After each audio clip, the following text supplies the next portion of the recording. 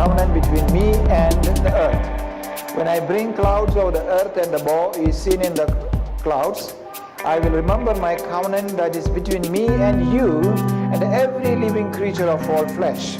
And the water shall never again become a flood to destroy all flesh.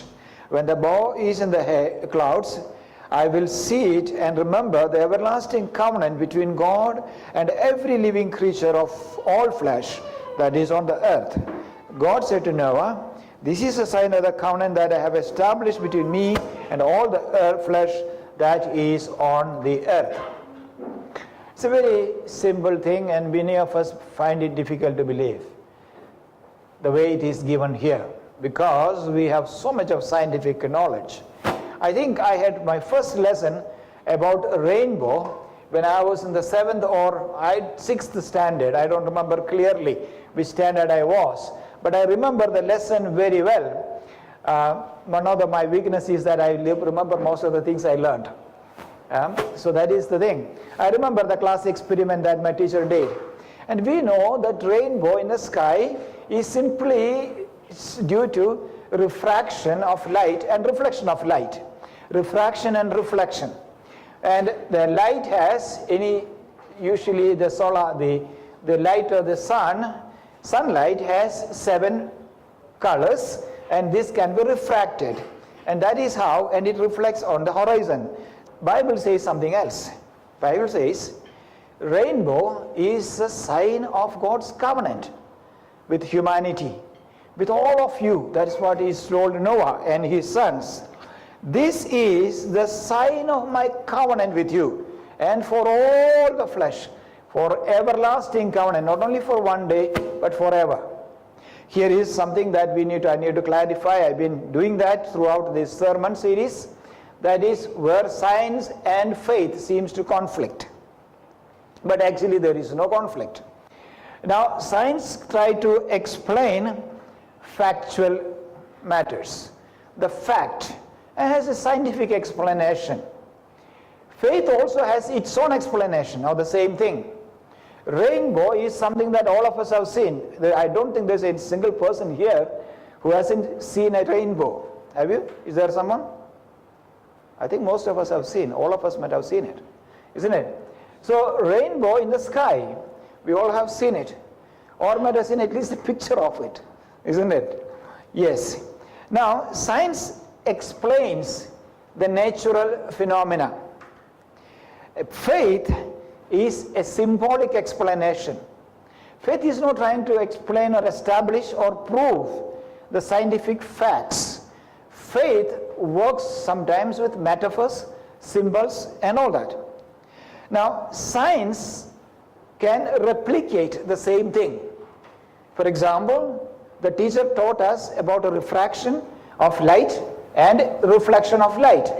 And the teacher used, I remember the class lesson very clearly, the teacher took us to the laboratory and took a prism and showed us that a prism refracts, separates the sunlight into 7 colors. Science can actually replicate that experience, and told us that you don't need a prism. Prisms were expensive those days, and the teacher also told us you can do this with a glass of water and a mirror. So we did it at home. We used a mirror and we put the mirror in the glass and then reflected the sunlight, refracting it through the water, clear water. That is what science does. Science says, look, you can actually replicate it. You can make your own rainbow in your classroom, in your laboratory, in your house as well. Faith also challenges us with that. With its explanation, faith says, you can do the same. You can, but it's not a replication. It is not reproducing what really happened, but it is by appropriation. Which means you can make this what God said. God's explanation of the rainbow, whether it is scientifically tenable or not, is a different issue. God has given a meaning for the rainbow, and God says, and the faith says, this meaning can be applied in your life. Just like science will reproduce the same effect in the lab. Faith says you can do that in your life.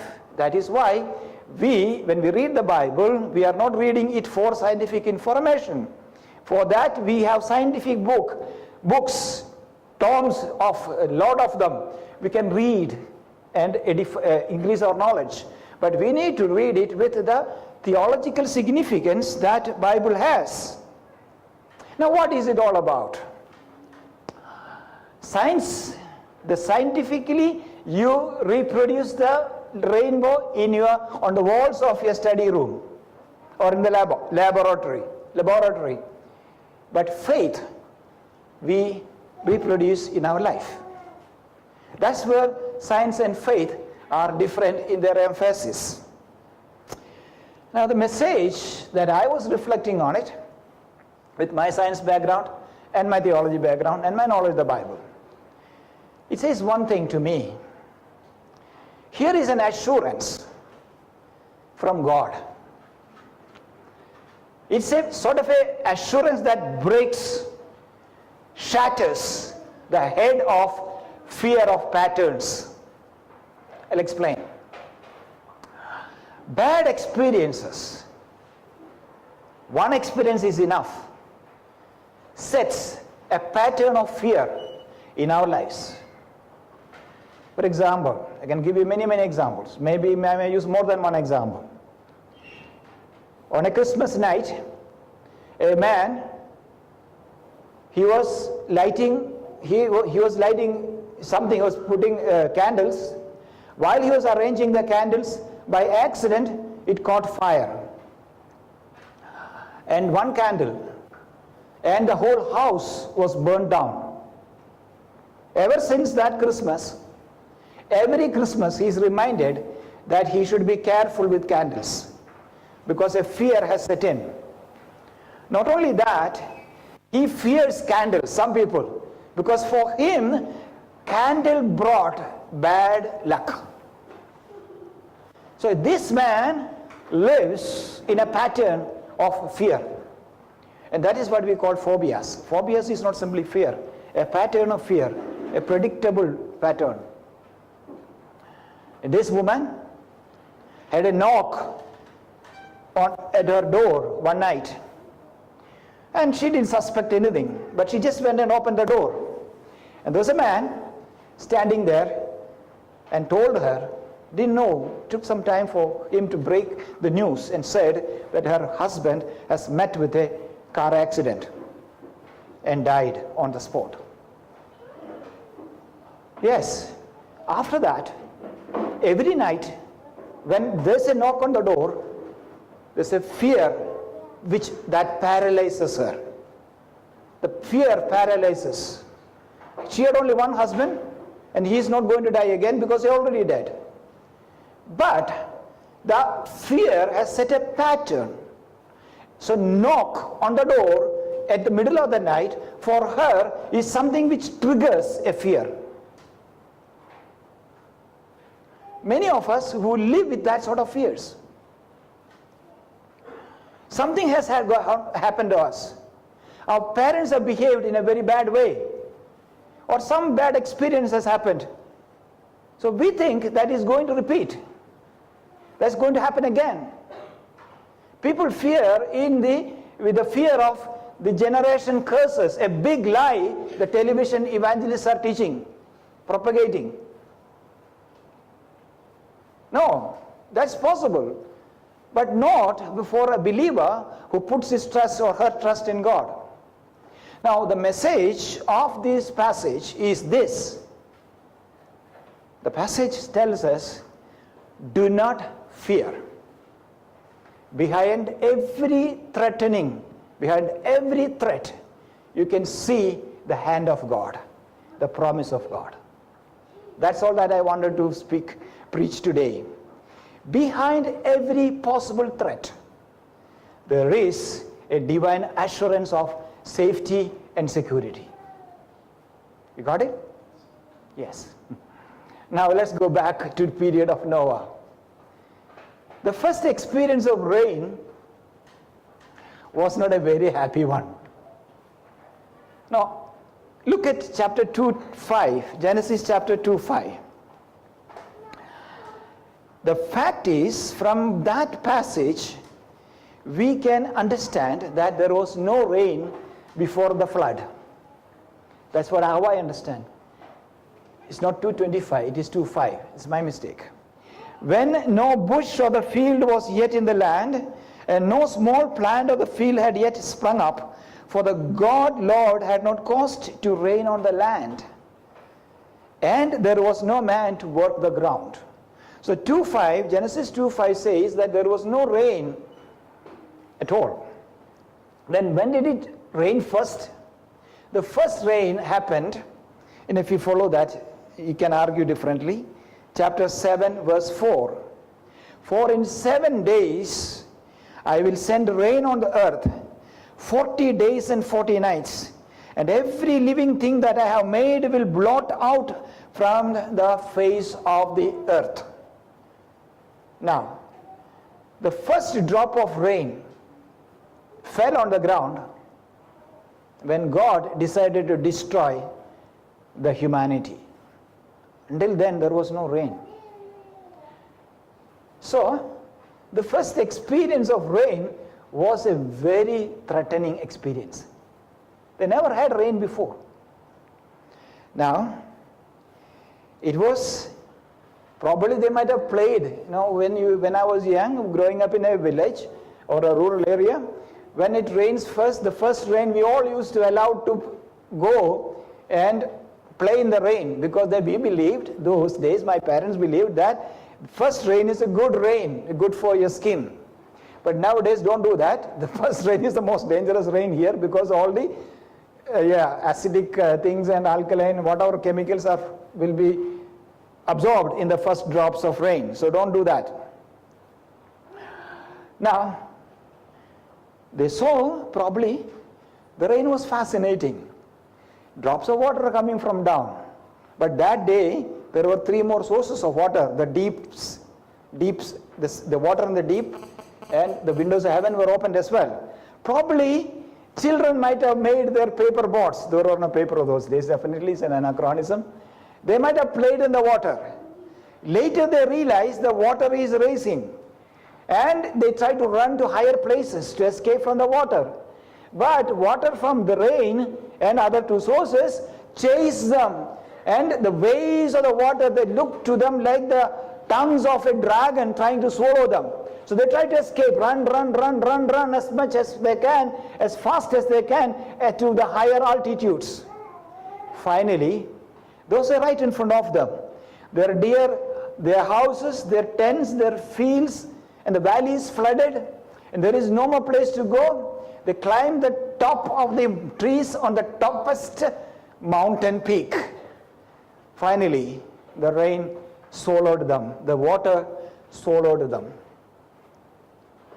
Then, after a few days, suddenly, slowly, the water subsided. But definitely, that is not what rain is supposed to be. Rain is not an instrument of destruction. It is not a tool of destruction in God's hand. Rain is also part of God's promise. What is it? When God made a covenant with Noah in chapter 8:22, God made this promise: while the earth remains, seed time and harvest, cold and heat, summer and winter, day and night shall not cease. God had promised them crop. God has promised them food. God has promised them seasons, flowers, buds and flowers, animals, grass for the animals, the seed time and harvest, God had promised. And rain was an essential element in that. Psalm 147:8. He covers the heavens with clouds. He prepares rain for the earth. He makes grass grow on the hills. The 2 sides of rain. On one side, the first experience of rain was devastation.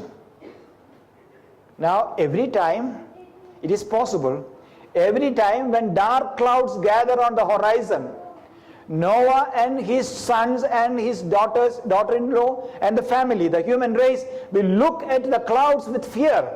What is it going to bring? Another flood? Another devastation? Is that clouds, dark clouds, going to swallow our property, our lives? God says, no, no, no, no. When you see clouds in the sky, chapter 9, 12 to 17, which we read right now, you will also see a bow in the sky. That means I will never again destroy the earth and the whole flesh. And let me also clarify, local floods are possible. Local floods man can create. God may send also, but we are not talking about that. The passage is talking about a global flood, universal flood, which will wipe out the whole. No, God said no. The rains need not. The cloud need not anymore threaten you. What an amazing thought. That is, it has to rain. There has to be cloud. There has to the sea, the water bodies has to evaporate, and the water molecules has to be gathered in the clouds, and they have to pour down. But God says, look, you don't have to worry about that, because the clouds will never be a threat. It will never destroy you. It's just a blessing. It's just to guarantee that there will be seed time and harvest, to guarantee that there will be food on your table, to guarantee there will be oil for your face, there will be wine to gladden your hearts. And what is the assurance, God? Whenever the clouds gather, I'll put my bow in the sky as well. Now the bow is a weapon. The reference to bow comes many times in many places in the Bible. But it's always attached, it has the meaning of a warrior's, a soldier's weapon. The Bible talks about in figurative language about God, the great warrior, the soldier. In chapter 7 of Psalms 13, it talks about the arrows of God. Chapter 18, 14 talks about the arrows of God. In chapter 7, he talks about the bows of God. God has a bow, and he shoots arrows. The lightning are his arrows. And God said, now, I'm the mighty warrior, skilled warrior. I can shoot an arrow. I can kill people with arrows. But now I do one thing. When you are frightened, I will assure you, encourage you, sustain you by hanging my bow on the sky. Put the picture together. I want you to have a coherent picture. God is a warrior. That's how the Bible presents him. He has a bow in his hand, and he has arrows in his hands, and he shoots arrows as lightning. He thunders. He does all that thing. But God says, when the clouds climb up, scale the skies, and when they gather and darken the earth, your hearts need not be darkened, because as a mighty warrior, I will hang my bow to tell you that I am not going to destroy you. That's the picture. In Palestine, the military is everywhere. The military is everywhere. And this is 16 and 18-year-old boys and girls holding the sophisticated automatic rifles. And we don't know what they're going to do. It can be anything. But sometimes, I have taken pictures with these military people, Israeli military men and women. I just said, could you pose with me? You know why? Because they have guns, maybe more than one. The automatic machine guns, they carry more than one. And they have this battery of bullets. And they have all sort of things. But they take their hands off the trigger. They take their hands off the trigger, the finger off the trigger. And they put the barrel down. They point the barrel down, barrel of the gun down, as an assurance that I can approach him. That's his way of telling me, see, I am friendly. We are friendly. He will take the finger off the trigger and he points the barrel down or hangs it on his belt again. That's a way of saying, come on, I'm a friend. Let's pose for a picture. Or let's have a coffee together. That's how God deals with us. We have seen a fearsome God, isn't it? A fearful God. In his wrath, he said, I have come to know that the intentions of the human beings are evil. I'll wipe them out. He did that. And he says, I will send the rain again, not to destroy the earth, but to build the earth. Not to wipe out the humanity, but to make them, to nurture them and to nourish them. And the symbol of that is the rainbow in the sky. It's an assurance of a mighty God. What an amazing experience. Why I liked the Bible, the reason I like Bible is that it speaks to me in metaphors that I can understand. In metaphors that I can understand. Any child just need to be, the only thing is that we need to be open and innocent, uncritical to understand God's word. It helps us. Many times, we have fear of patterns. Pattern of fear. We have patterns of fear which destroy our progress. I tell people, why don't you do it? And people say, no sir, I can't. Why can't you do it?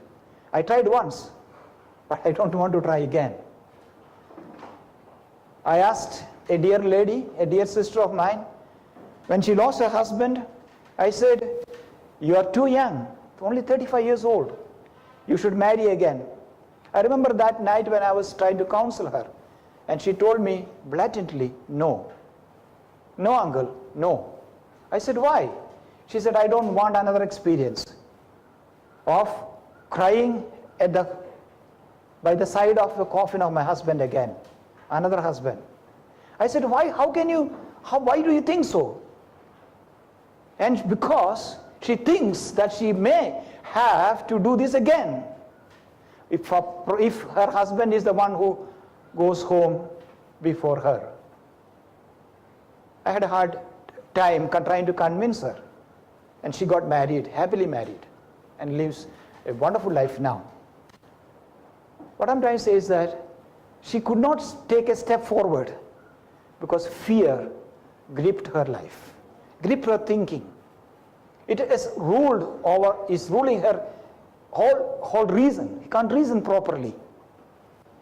But God says, no. Behind every cloud, there's a rainbow.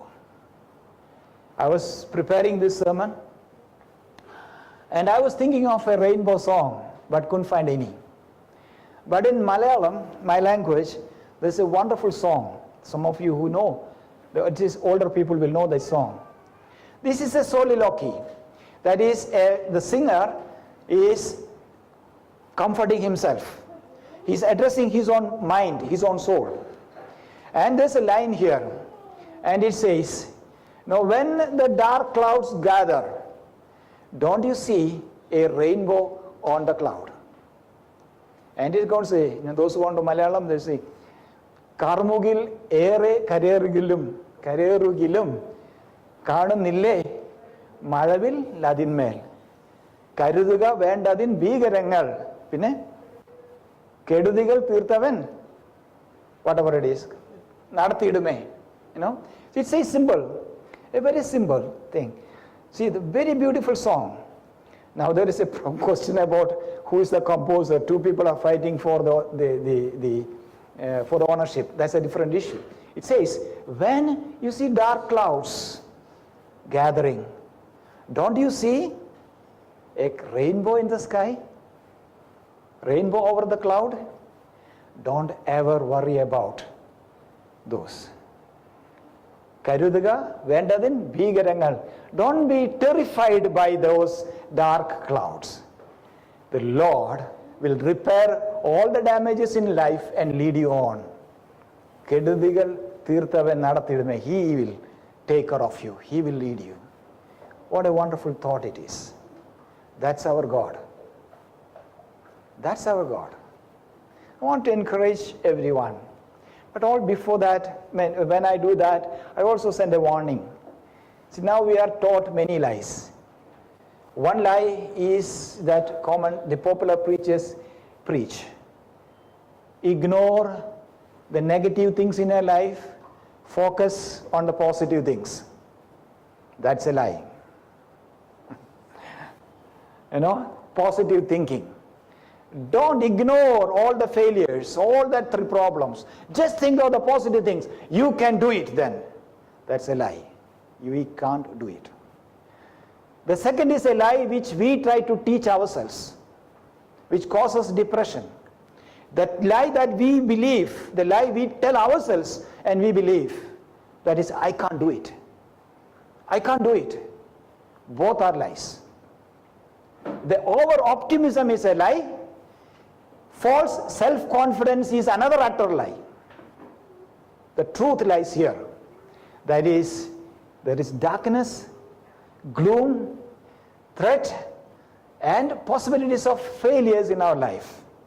But against the background stands in sharp contrast, in sharp relief, the colorful, bright rainbow from the mighty warrior. He hangs it occasionally in our lives. I told you this is symbolic. Definitely symbolic. It hangs it on the sky, says, brother, sister, son, don't worry. I'm not going to use this to destroy you. I'm going to use this as a blessing for you. Don't be fooled by positive thinking. Don't be betrayed by depressive thoughts. Because our help from God, who is in the heavens. Where shall my help come from? My help comes from God, the Lord, the creator of heaven and earth. That's the point. Now this morning, I just want to say it again. People may tell you that there is a generational curse in your life. Even if there is, there is God's rainbow. What we need is the grace to see the rainbow over that. People may say, there are lots of evil spirits that are trying to bounce on you. So let them be there. Don't do any harm to the evil forces. Let them have their thing. But see the rainbow, the protective hand of God in all adverse circumstances. And that is what is called faith. What is faith? Faith is to see God, the ability to see God in adverse circumstances. Fear is not to have that grace of seeing God's hand. But when the adverse circumstances overtake our hearts and our minds. Let's move on in faith. There's a song which almost comes closer to this theme. Yes, this song, you see, though the storm clouds darken the sky over the heavenly trail, I just keep trusting my Lord. He will never fail. He's a faithful friend, such a faithful friend. I can count on him to the very end. Though the storm clouds darken the sky or the heavenly trail, I just keep trusting my Lord. He will never fail. And we will pray for more strength, more courage, and more boldness to lead our life, unthreatened by adversities, but guided by the hand of the mighty warrior. Let's sing it one more time, once. Let's keep trusting my Lord as I walk along. I'll just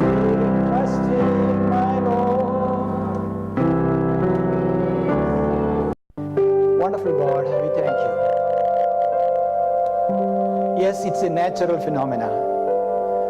But Lord, there may be a rainbow in the sky every day or not. But we believe a God who puts the symbols into the life. We go beyond the symbols to a God who made a covenant with us. Many times we may not see a rainbow, but help us to believe that God has promised good things to us, to those who love Him. So we live on the promises of God. Yes, Lord, we ask for grace to keep trusting in You. When the storm clouds darken the sky, frighten us and paralyze us, weaken us, O Lord, we pray for the strength from above that comes from the faith in the promises of God. We thank You and we bless You. Let Your name be glorified. Bless my brothers and sisters. Bless me. Bless our neighborhood. Bless our nation, O Lord. Let Your name be glorified in and through us. In Jesus' name we pray.